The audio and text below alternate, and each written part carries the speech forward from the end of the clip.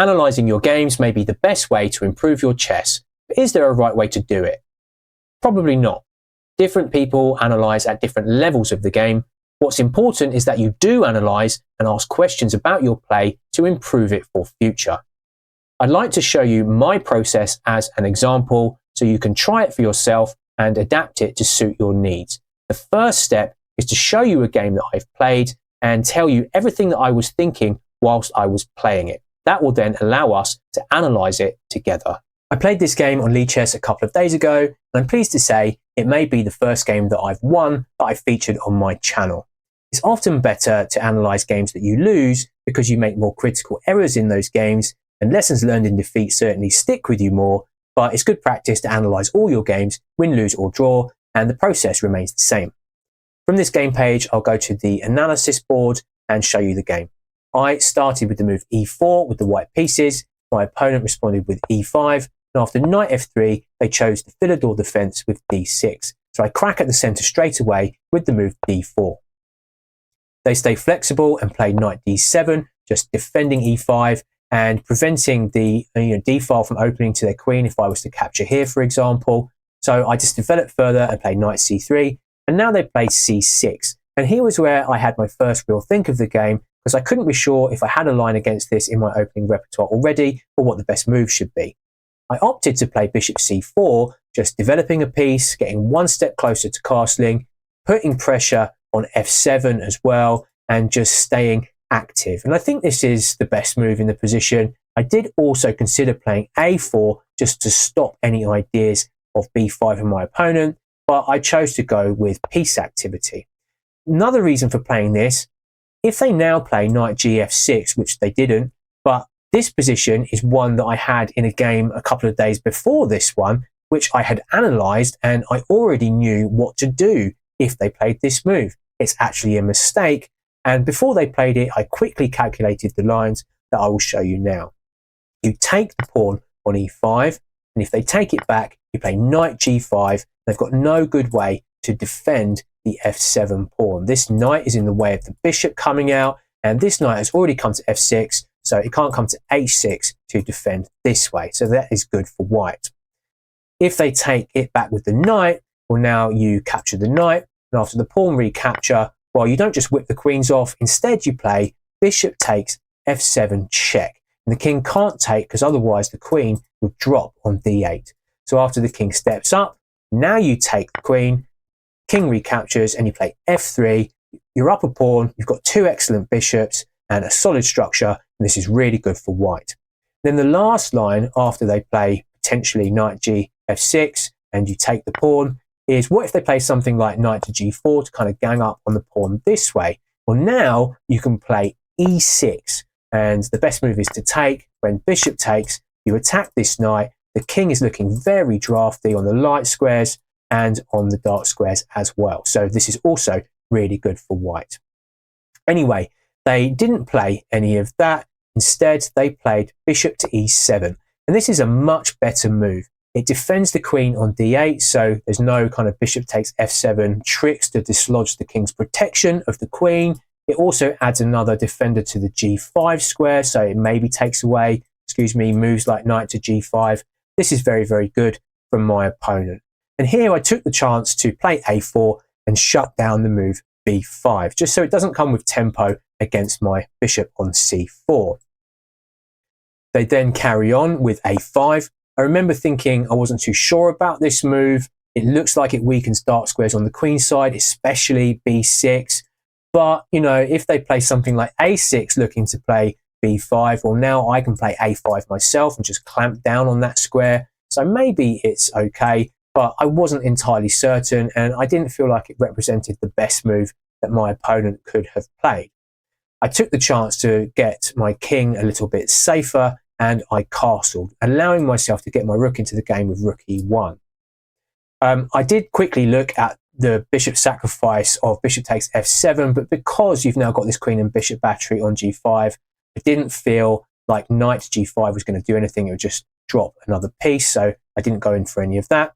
After castles, however, they play knight gf6, and I did stop here and recalculate the sacrifice bishop takes f7.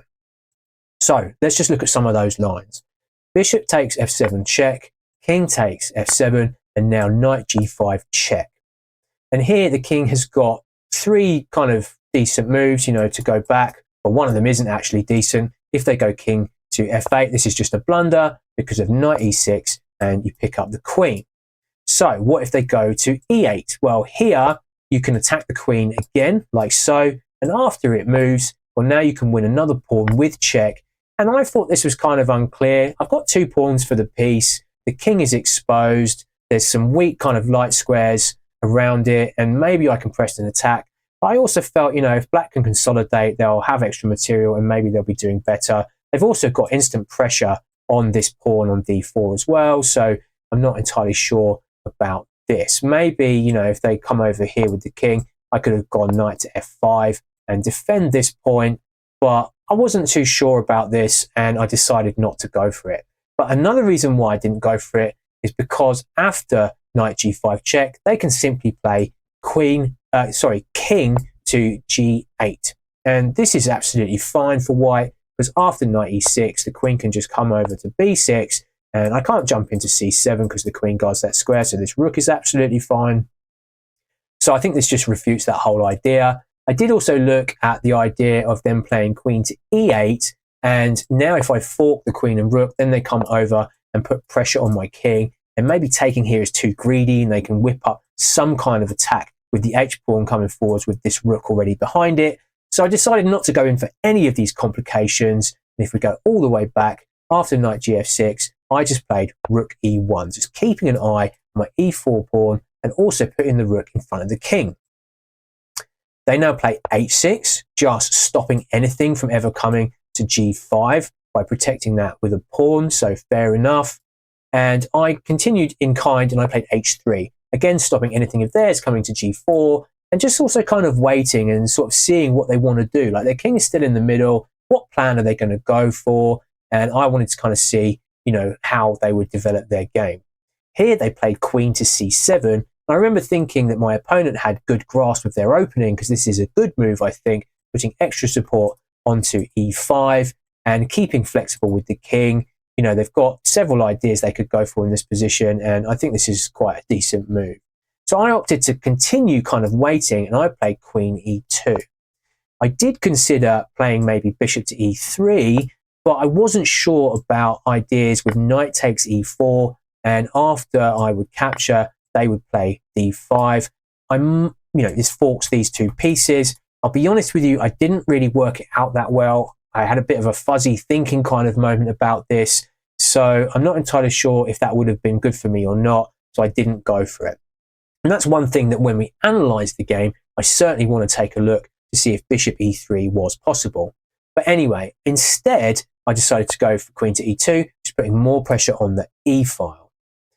Now, I then was met with the move knight to f8. And here, black kind of shows their cards. They want to play g5, they want to play knight g6, and then one of these two knights is going to head for the f4 square, either with knight h5 to f4, or the knight coming to g6 can go there directly. It's a black lion type of plan, so now I know they want to drum up an attack on the king side. So this really is a moment where I have to play accurately and try and do the right thing in order to play against that plan. Again, I thought about maybe playing bishop to e3 here, but I couldn't quite work out the implications of knight takes e4. So instead, I decided to change the nature of the game and aim for a pawn structure that I know quite well. I played the move d5. The idea behind d5 is if they play c5, well, now we've got a Benoni, and I know what I'm doing in the Benoni. I play it myself with the black pieces. I know what my plan and idea would be with the white pieces against it, because you've got this weak point on d4. And what I'd want to do is bring a knight over to c4 and play f4 and maybe e5, or get a bishop on this diagonal to pressure this point here. So that's what I was aiming for. But also with d5, if they were to capture on d5, let's say takes here, well, maybe now I can take with the bishop. And then if they were to capture this with the knight, well, now this knight has got a really nice outpost in the center of the board. It can't be kicked with, like a pawn move from either side. And also this d6 pawn is weak, and I've got a half open d file to work with. So I thought this was quite nice for white. The other thing with d5 is if they don't do any of that, well, then I have disallowed the move d5 from black. So I can play bishop e3 without worrying about any of these kind of knight take e4 center fork tricks. That was my thinking behind this move. I think this is quite a pivotal moment in the game so far. Anyway, after d5, they did play the move c5. I'm very happy now. I've got a very clear plan and idea. And the first thing I have to do is make the c4 square available for my knight. So I play bishop b5 check, just getting the bishop off of that square. And they block the check with knight 8 to d7. I kind of thought this might be a loss of time because, you know, the knight's gone back to come forwards again. But also it allows their king to castle and be safe. I did expect bishop d7 here, at which point I probably would take this bishop because my pawn structure in the middle are, you know, kind of locked light squares, so the bishop isn't maybe that effective, and it clears the square b5 for my knight to come to. They didn't play that. They played the knight move. Maybe this is okay, as I say, because the king gets to safety. But it allows me to carry on with my plan. I play knight d2, heading for the c4 square. They did castle, and now I get that knight where I want it to be. They then play knight h7. I'm thinking, well, maybe they're coming to g5 with the knight. Maybe they want to play f5. This doesn't stop my plan or idea, so I can get on with it. And I played f4, just trying to crack at this dark squared pawn structure. And if they were to capture here, well, now I could take back with my bishop and get on this lovely diagonal towards the weak d6 square, weak d6 pawn and the queen. They didn't do that. They defended the point on e5 with bishop to f6. And now I played bishop e3. And I was quite pleased with this move. I'm baiting them into taking the pawn here because now if they capture the pawn, I have to recapture with the bishop. It kind of represents a loss of time for me. So they might go for it. And that is actually exactly what they did. They took the pawn and now I recapture with the bishop. This was my idea. So even though I've taken 2 moves to recapture that pawn and, you know, maybe given up time, now I'm pressuring this point here on d6. I can maybe play e5 myself. This is exactly what I want when playing the Benoni. Now, I thought they might play bishop e7 to defend, but then, you know, I can push this pawn and, you know, get my break in the center. Maybe I could even think about taking this knight first before I push this. And I've just got, you know, a lot more pressure here. You know, if they recapture, well, I can set up discoveries like this maybe. That was something that was quite interesting. But instead of all of that, they decided to try and blockade the e5 square with knight e5. But now I just get a pass pawn in the center of the board.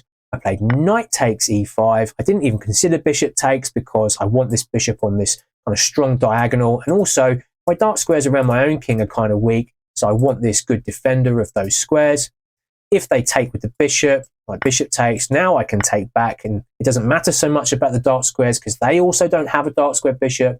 And after the capture here, I've got a pass pawn in the center of the board. My idea is to try and get it moving and to push it.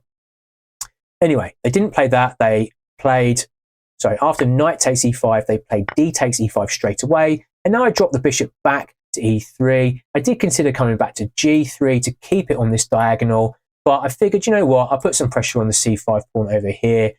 With hindsight, maybe that wasn't the right idea, as we shall see. They play queen d6. Not the best blockading piece, but it is in front of the passed pawn, so this can't move forwards. And here I play queen f2, just pressuring the pawn on c5. But as I say, it probably wasn't the best idea because they could simply just play b6. And, you know, maybe that allows my bishop to then come in and then my knight can come in here. So let's say b6 now. Bishop here, rook moves, knight here. And, you know, I'm winning tempi on the queen. I can maybe play c4 to defend this pawn further. I can get the rook to the d file and maybe start to push this up the board. So maybe that was okay. But, you know, b6 shuts down the idea against the c5 pawn. That was my thinking. They didn't play that straight away. They actually played the move bishop to e7 to defend this pawn this way. And now I play the move bishop to d3. And this is another moment in the game where I think it really changed the nature of what happened because I played bishop d3 because I want to bring a knight to b5. And as happened in the game, if they then play bishop d7 and take the knight, a strong piece on that square that attacks their queen, well, then I get the bishop pair and I've got a passed pawn. I think I'm doing quite well.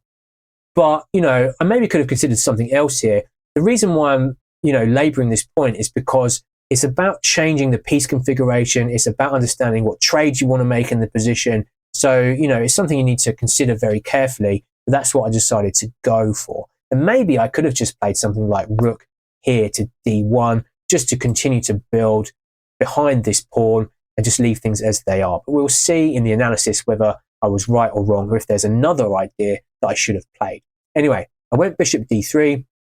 They played bishop d7. After knight b5, bishop takes b5, bishop takes b5. I've achieved what I wanted to achieve, but I missed the fact that after they played b6, they've got the idea of bishop to g5, and my bishop has to, give itself up, either taking or be taken, and I no longer have the bishop pair.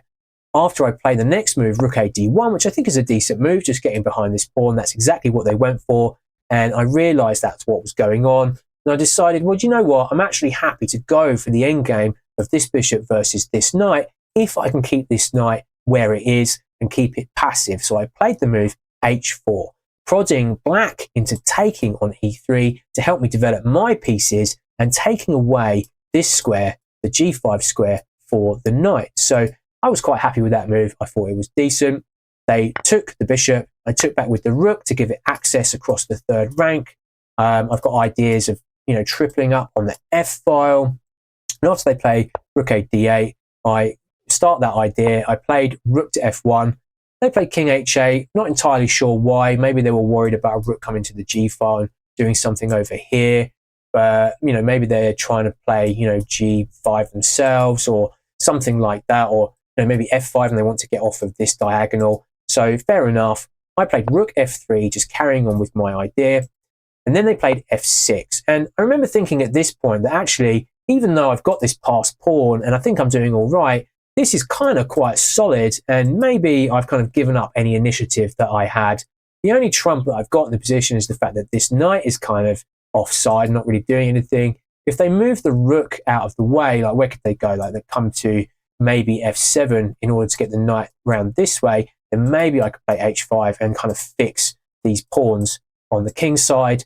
That was my thinking at this moment. I wasn't entirely sure what my plan would be straight away from here. I don't want to play h5 now because that just allows the knight to come in here. So I opted to try and play on the light squares. I played queen g3, looking to come onto this diagonal. And my idea now is to get the bishop round this way and to come over to e6. Anyway, they played rook to g8, just lining up with my queen. I played queen h3, getting onto this diagonal, so carrying on with my plan. And now they played the rook back to f8. So there's scrabbling around for a plan, losing time, and I was quite happy to see this. I felt like I was actually still doing relatively well. I played bishop e2, so looking to come around here, as I say. And also, this point is weak. Maybe I can swing across and kind of attack it like this. Now they played g6, and I wasn't entirely sure about this move. I think it weakens the point on f2. Maybe they're looking to play f5 and crack at my pawns in the center, however. So I decided to shore up this pawn on d5 with the move c4. And after king g7, well, now I play rook g3 and just oppose the king like this. They played rook h8. I'm not entirely sure why, what the point of this move is. And here I played the move queen to f5. And this is a move that I really feel kind of put me in the position to actually win this game. I pressure this pawn here on g6. The king is looking, a little bit shaky. And, I was quite happy with this move when I played it, definitely. And, I figured they'd either have to push the pawn or bring the knight to f8 to defend it. And either way, it would transpose to the same thing. So, in the game they played g5. Let's say they play the knight move first. Well, if I play bishop over to h5 now, just taking further advantage of this pin, now I figured that this move would have to come and we'd transpose to the game. After the immediate g5, I play bishop h5. Knight comes to f8 to guard the square on g6. And here I decided to open things up to try and get the king and took the pawn. I didn't really calculate this. I tried to, but I'm already getting a little bit lower on time. I figured, what, I'll get one step closer and just open the position a bit and then I'll calculate further. they took with h takes g5 because f takes g5 just results in checkmate. So h takes g5, and here I calculated and I found the win. If you want to have a go at finding yourself, then please do so. Feel free to pause the video, etc. But here the obvious move is, checks, captures, threats. What's a big check that we've got in the position? Well, rook takes g5 check, and this is just winning. And after they take the rook, I did quickly look at whether to play the queen capture here, but I thought after knight g6, now black is actually just doing fine because I don't really have an attack anymore. At least it didn't feel like that to me. And, I've given up a rook for this, so I can't just swap pieces off because I'll be down a rook in the endgame. So, this is quite good. So I discarded this move. But I worked out that queen f7 check works after king h6 and rook f6 check. My opponent actually resigned at this point because they're losing the queen. They resigned pretty quickly, so I'm not sure if they saw the line that I looked at. But originally, if we go back, after this move, I thought I'd fluffed it up for a second.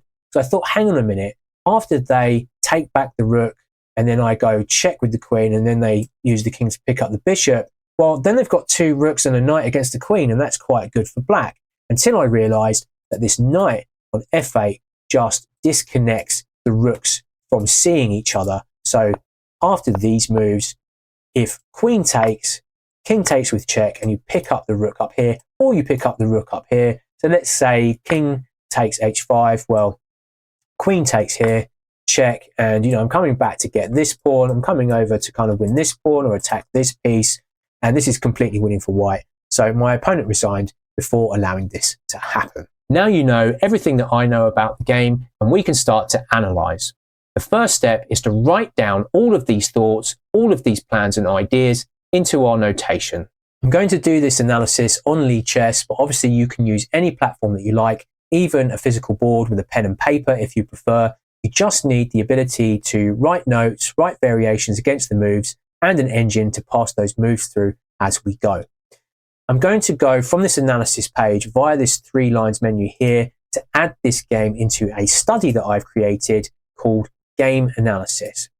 And this pulls the game in as a chapter, so now I can make written notes and annotations, and I can find this game easily enough to refer to it in the future. Obviously, if you've played a game over the board, you'll need to manually input the moves or import a PGN from another platform or whatever.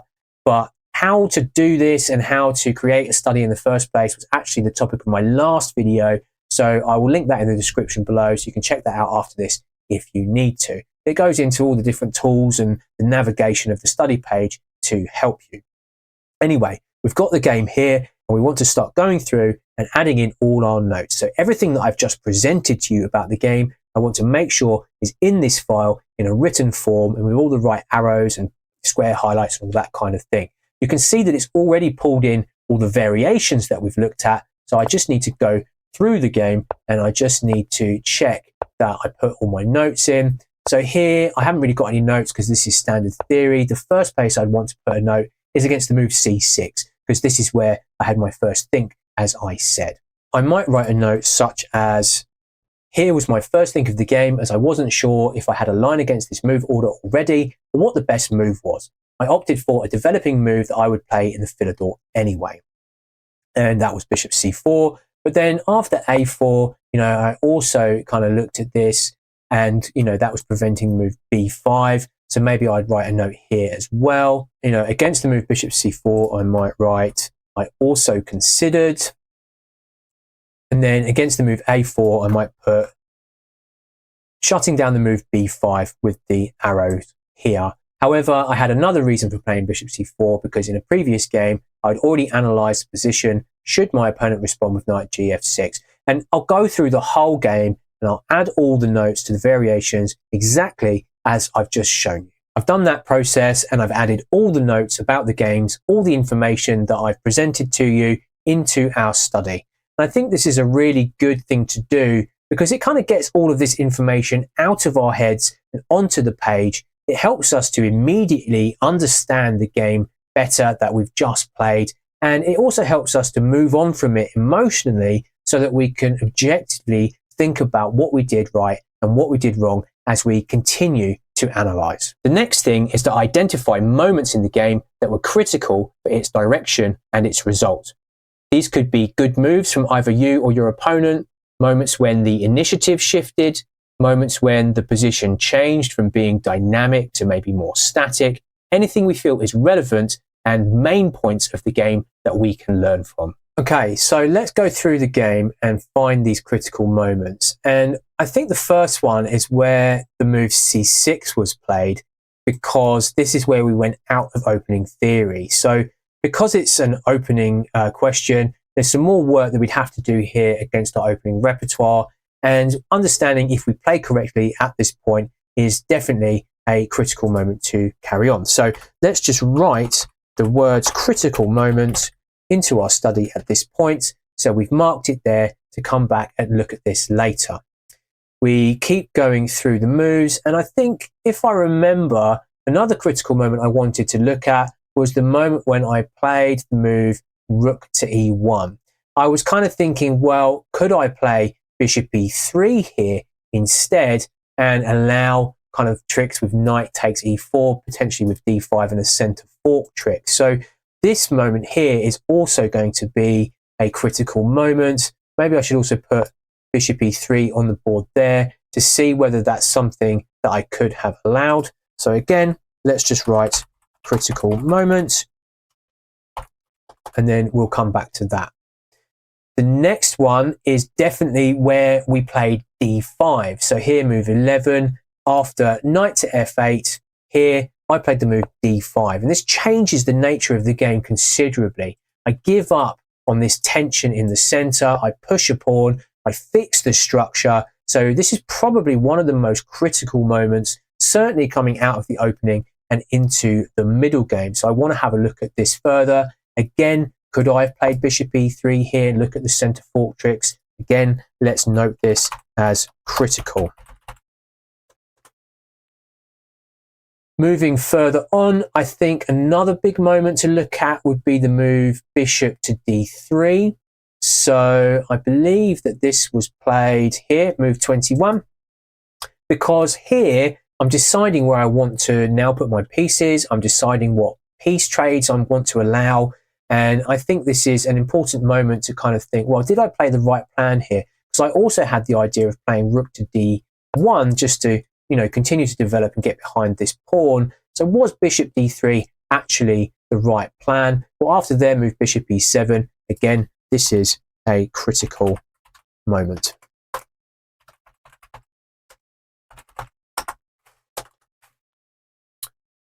Okay, and then finally, the only other moment I kind of want to consider as critical is the moment when I played the move queen to f5. Here, just trying to exploit this pin on the king, and this is the move that ultimately I think led to my win. So I want to put this down as critical to see if I played correctly. There may be a lot more moments we could learn from in this game, but these are the ones that I feel are most critical. And now we want to spend some more time with these moments to try and understand them better. Let's spend some more time with these critical moments. If we go back, we've got the move c6. And here I actually want to refer to my opening repertoire to see if I played properly in this position. So I'm going to go to Lichess, learn and study, go to my studies and look at my opening repertoire. And this study is actually an expansion of the study that we created in my last video. I've developed my opening repertoire using other resources like books and videos, using the games database, using the opening explorer, and now I have quite developed theory against every single line that I might face in my chosen repertoire. So how we get to this point is probably the topic of several future videos, so keep an eye out for those. But now we're going to focus on the chapter e4 versus e5 and put the moves from the game on the board. So e4, e5, knight f3, d6 the Philidor. After d4, I've got knight d7 in my repertoire already. I played correctly with knight c3. And here, the only move that I've got is knight g to f6. I don't have the move c6. So we want to take a look and see if bishop c4 was correct, whether a4 was correct or something else. First of all, let's turn on the games database. Well, here you can see there's a clear split between the move a4 and the move bishop c4 in the Masters database, 46% and 41%. So they're both top ideas. They've both got great win rates for white. So bishop c4 looks like it was a good move, but maybe I could have considered a4 as well. Let's turn on the engine to see what it says. And it clearly says that bishop c4 is the right move with a plus 0.8 advantage for white. So the move that I played was correct. And I will stick with that in future. So let's put bishop to c4 into my opening study. This is what I will play if I ever face c6 again. They played bishop e7, which as you see is the top move according to the Masters. It's also the top move according to the engine, like so. So that's definitely the main line in this variation. I do know that knight gf6 here is a mistake. So I can add that to my game, and I know the lines after the captures here, so I could add those to my study as well if I wanted to keep them in my opening repertoire. But after bishop to e7, now I think I played a4. Well, a4 is the top move according to the engine, and it's also been played 27% of the times according to the Masters. So I think in future I would probably stick with this. There is also d takes e5, which is the top Masters move, but I like a4, just kind of slow playing it. I'm always happy if they want to take this pawn anyway, because it leaves them slightly more passive, although maybe they've got d5 there, something I need to look at. But I think I'll stick with a4 for my opening, and I'll continue to go through the position in the same way as we did in my last video, looking at the game's database, looking at the engine, and just choosing the right line to play against c6 at the point my opponent played it in this opening. Anyway, for now, let's move on, go back to our game analysis. Let's move on to our next critical moment. And as we scroll down, we notice that it's here when they play knight gf6 on move 7. And now I've played rook to e1. And what I want to look at is whether actually I can just play bishop to e3. Can I allow knight takes e4? Well, let's look at it ourselves without using the engine for a moment, because I kind of got fuzzy in the game. I didn't really calculate it. Let's try calculating it now. Well, if knight takes e4, let's just do this in my head. Hang on a minute. Knight takes e4 and d5. Well, I can drop the bishop back to d3. And after pawn takes, bishop takes. Well, actually, that's actually okay for me, I think, because obviously they're giving the knight up for the pawn in the first place. And then you're winning the pawn back with bishop takes. And maybe there's actually nothing to worry about there at all, because actually you get a bishop on e4, bishop on e3. And, you know, black is kind of pretty undeveloped already, or still. So maybe that's actually just okay. So knight takes e4, d5, bishop comes back to d3, pawn takes e4, bishop takes. And yeah, this actually looks really nice for white. I'm better developed. Yeah, they can take here and kind of get rid of any central pawns that we have. But because, you know, a lot of their pieces are still where they started, I think this is much, much better for white, actually. So I could have allowed this just based on my own quick evaluation. If I go back, you know, I could also maybe consider taking the pawn here, but then their recapture attacks my knight, and then maybe they can push e4. So bishop takes, d takes, the knight has to move, let's say, to g3, then they can play this, and now maybe they've got a better grip on the center than I do. I have to move this knight because this comes with tempo. I don't like this so much, so I probably, if I went in for this line, would probably have played bishop to d3. Okay, that makes sense to me. Let me go back now, and here, let me just turn on, well, first, let's look at the Masters database. But according to the Masters, rook e1 is actually the top played move in this position. Bishop e1 has only been played one time, 1% of the time. So rook e1 is a good move, okay? So let's just check bishop e3 according to the engine. Well, it says this is still okay. And actually, let's go back. It's actually the top move according to the engine in this position. Bishop e3 is the top move here. Rook e1 is, you know, third. But here, knight takes e4 is just a mistake. And actually, the engine tells me that I can take the pawn on f7. Yeah, I probably should have known this. This is quite an interesting and known idea against the center fork trick. I can take this with check to dislodge the king and win that pawn before I take the knight back. And this is just much, much better for white. So I needn't have feared the center fork trick, and I could have developed with bishop e3. However, I think in future, in this position, I would still play rook to e1. I just feel like it's a slightly better move. I'm not committing with this bishop yet. Also, you know, if I go to bishop e3, they could play knight g4 to attack it. So I prefer rook e1. So I think I'll keep that as it is. Now, the next critical moment, if we go down, is when they played knight to f8. And here, they're showing their cards. They want to maybe play g5, get knight g6. Maybe a knight comes in to f4, like so, as we've already said. I played the move d5 to try and change the structure, change the nature of the game, an angle for a Benoni kind of structure or an outpost on d5, something like this. Is this actually correct? Well, let's just take a minute and look and see what else there is in the position.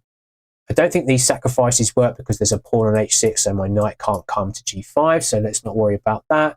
Maybe I could play bishop e3 again here, and for similar reasons, maybe knight e4 doesn't work, so maybe this is actually just fine. Bishop e3, and, you know, they'd probably try and carry on with their idea here. I wouldn't imagine they would play this, because after this, you've got similar to the game. You could even take this with check and then win this one back.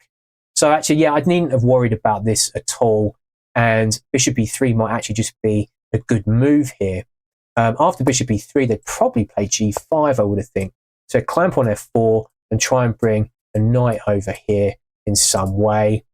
Yeah, so they're getting on with their attack on the king side. But I've got good activity. And, you know, I'm not entirely sure how I would carry on from here. Maybe I'd even want to play g5 myself, but the king is quite safe here now, and this rook is firing down the h-file, so maybe not that move. Maybe now I would want to play this. Maybe now I'd want to play d5. Interesting. Okay, so let's just go back. So after knight f8, first of all, let's open the games database.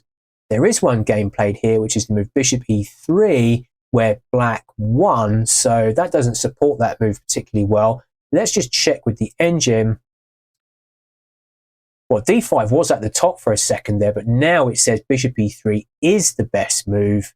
So yeah, bishop e3, and then, yeah, the plan with g5 is correct, and it wants white to play bishop to e3.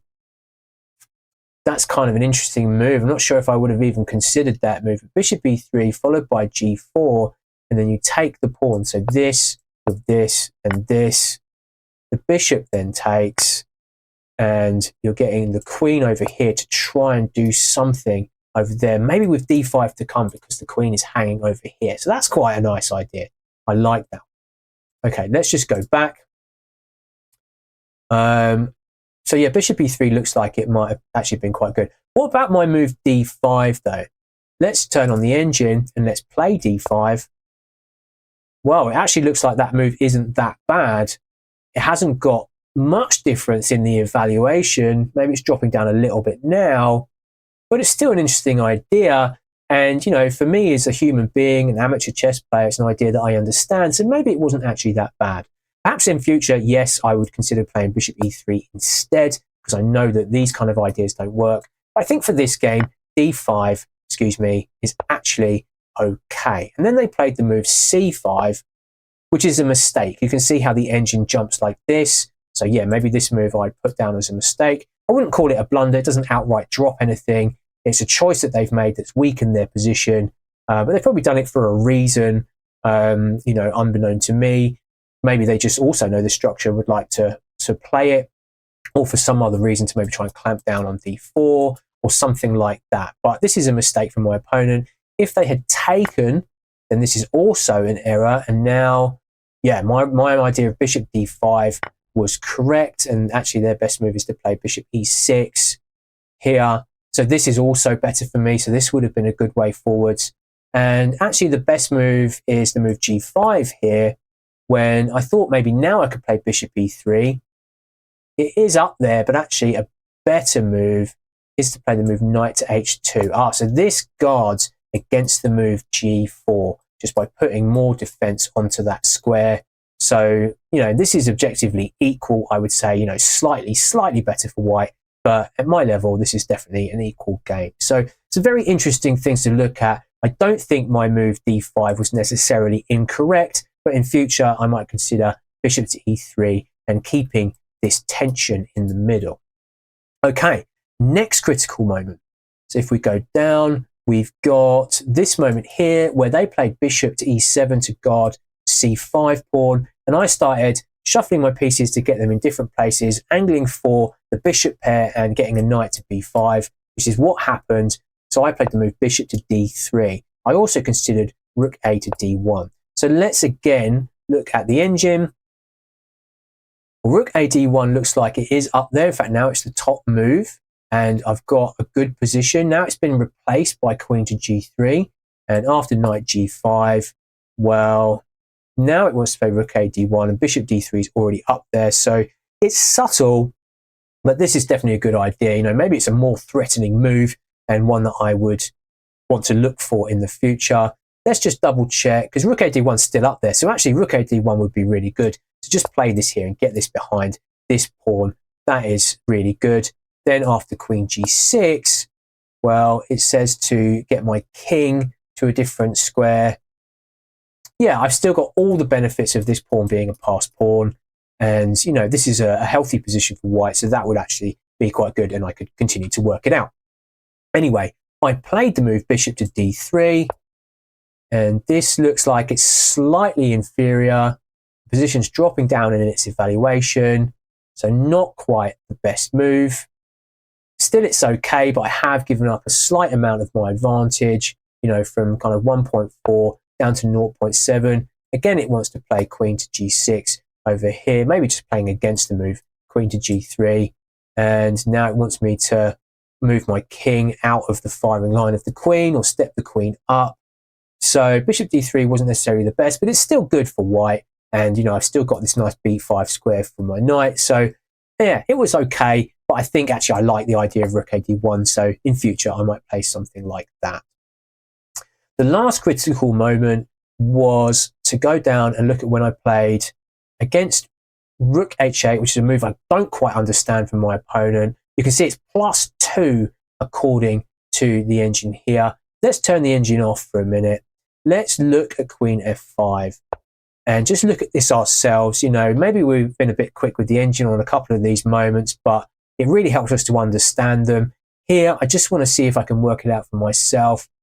You know, the point is that the pawn stops the queen from coming over to defend this point, and it's on the dark square, so it can't, you know, make contact with the pawn this way. So that's why I thought this was nice with the pin on the king, and I did expect them to defend here. However, I've just noticed that actually they've got the move knight to g5. Ah, this is nice. Okay, so one problem with playing queen f5 is that this pawn is now attacking the queen. So if you can break the pin, then the queen is under attack and it has to move, so I can't actually take the knight. So interestingly, I thought that the move knight to g5 was not possible because I had a pawn on h4 defending that square. But I've changed the nature of the position by putting my queen on f5 and putting it under attack if the pin is broken. So now that move is possible. So let's just have a look at this move a little bit more. Well, I can't take the knight because my queen is hanging. I have to move my queen. I can't go here because the knight defends here. I can step back here, and then maybe I'm getting hit by this, and, well, I don't have a way out for my queen because of this bishop. So, yeah, and I also can't go back to h3 because of the knight, and I can't go back to f3 because of the knight, so maybe I'm just losing my queen there. But I do have the f2 square, so I can come here, but there it is. The knight can take e4 and can pick up the exchange, and, you know, after I move my queen, I lose my rook. So queen f5 looks like it might actually have been a mistake, maybe even a blunder. Let's have a look. So it's saying bishop d1, but, you know, it's also got this move queen g4, which I quite like from the human perspective because it just puts you right in front of the king, and it still attacks this weak point. And you can't play knight g5 because now the pawn can take it. And after queen f5, yeah, it just drops all the advantage. It's equal, so it's not losing, but knight g5 is the right idea. Queen f2, knight takes. It wants to sack the rook with the check and pick up the pawn that way. And then it even wants to throw this check over here. Now it's playing like an engine. absolutely. Or you can just come in with the check here, and after the king drops back, you pick this one up. And now you're down an exchange, and I guess because of this passed pawn and the weaknesses on the light squares and the fact you've got a light square bishop means that it's equal. So I would have blundered the game away potentially to a draw, although maybe psychologically I actually would have lost the game at that point because I would have realised I'd made quite a big error. And it might have affected me in a way that meant I couldn't claw back to hold the draw. So I was lucky there. They didn't play knight g5. They didn't look at it. They instead played the move g5. And now, yeah, that's a blunder. You can see I'm +4. I can carry on with my idea. And, you know, the knight defends, the pawn takes. And after the capture, yeah, rook takes is absolutely crushing. And this is the right idea to win the game. Like so. Okay. So we've looked at those critical moments. We've tried to work them out a bit on our own. We've used the engine to help us. And now I understand a little bit more about the types of positions so that when I face similar things in future, hopefully I can apply these lessons and play better. But one thing I also need to do is ask myself, why did I make the mistakes that I made? Why did I play the move Queen f5 and not consider their response of knight g5? Well, I think maybe this is because I assumed that h4 stopped the knight from coming here, but I didn't reevaluate that situation after my move. I assumed that that square was just a landmine and he couldn't go there, so I didn't look at that move at all. So maybe in future I need to kind of not assume anything after any given move and reevaluate these kind of things in each position as the game goes on. The last step before summarizing our learning is to run the whole game through a full server analysis. This will help us pick up any mistakes that we've made or moments that were critical that we have missed. Let's go to this tab here and request a full computer analysis of this game, and we'll have to let this run. And I'm actually pretty surprised by the result. You can see that the server analysis has given me a 95% accuracy score for this game. I only played 3 inaccuracies, so that's pretty awesome. And my opponent, they played well. They played 88% accuracy. They had 4 inaccuracies, 1 mistake and 1 blunder. And you can see from the graph how the game went. So I'm, pretty comfortable here. Their move, well, my move d5 was here, and after c5, that mistake, the evaluation shoots up. So now I can follow the graph and see if I've missed any critical moments. Like this was definitely a critical moment after I played d5, and they got the error here and played c5. Okay, if I follow it along, it starts to dip down around here. So this is when I played bishop to d3. Okay, so we looked at this and thought that rook a d1 was better, and the graph kind of helps us understand that. The game carries on. Maybe I don't play quite correctly in this part of the game. In fact, here it shows the move b6, rook a d1, bishop g5, and then h4. I've lost most of my advantage. So here we've got